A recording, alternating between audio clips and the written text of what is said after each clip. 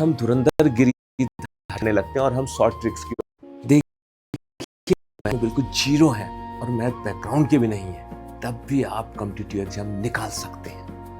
ध्यान से सुनिएगा। हम सबसे पहले समझते हैं कि मैथ आखिर है क्या। भाई जो ये मैथ है ना, वो कैलकुलेशन से ना आपको अधिक से अधिक कैलकुलेटिव होना है, आपकी कैलकुलेशन की स्पीड बड़ी तगड़ी होनी है।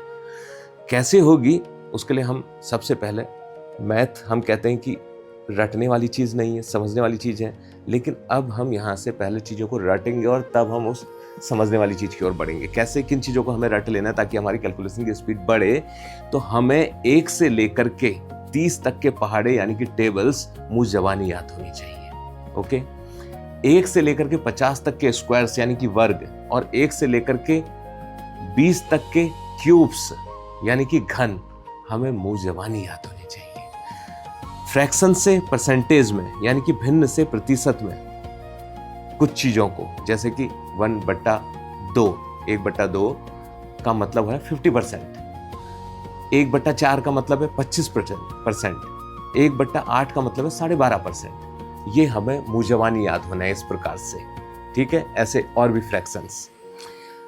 और रोज सुबह उठ करके 15 से 20 मिनट बिना पेन उठाए हम मन ही मन में माइनस, प्लस और मल्टीप्लाई करेंगे। इससे हमारी कैलकुलेशन की स्पीड बढ़ेगी।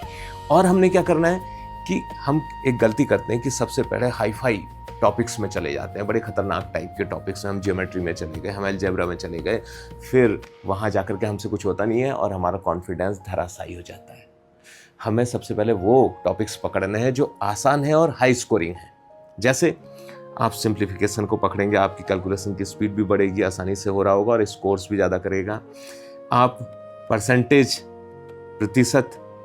प्रतिशत तो मैथमेटिक की जान है, यहाँ करेंगे इसको। फिर हम देखेंगे कि अनुपात समानुपात, ठीक है, औसत, एवरेज। अगर हमने परसेंटेज और एवरेज कर लिया तो आगे डेटा इंटरप्रिटेशन भी हमारे लिए आसान होगा। आगे हम डेटा इंटरप्रिटेशन, तो ये टॉपिक डेटा इंटरप्रिटेशन में क्या है, ग्राफ देख करके बताना है सिंपली। अगर आपका परसेंटेज और औसत अच्छा है तो आप अच्छे से बता रहे होंगे, तो इनको आप करेंगे तो हाई स्कोरिंग भी होंगे और आसानी से समझ में आएंगे और आपका कॉन्फिडेंस लेवल अप हो जाएगा और इनके बेस पे आगे की चीजें आपके लिए आसान होती जाएंगी, है ना।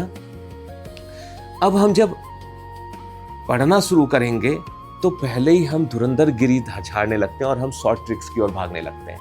भाई शॉर्ट ट्रिक्स उनके लिए है जो मैथ में बड़े एक्सपर्ट हो चुके हैं। हमें पहले अपनी कॉन्सेप्ट की समझ को बढ़ाना है, यानी कि हमें ये समझने की कोशिश करनी है कि सवाल में क्या पूछा गया है, आखिर ये क्या जानना चाहता है ना। इसके लिए हम YouTube देखिए, अगर आप मैथ में बिल्कुल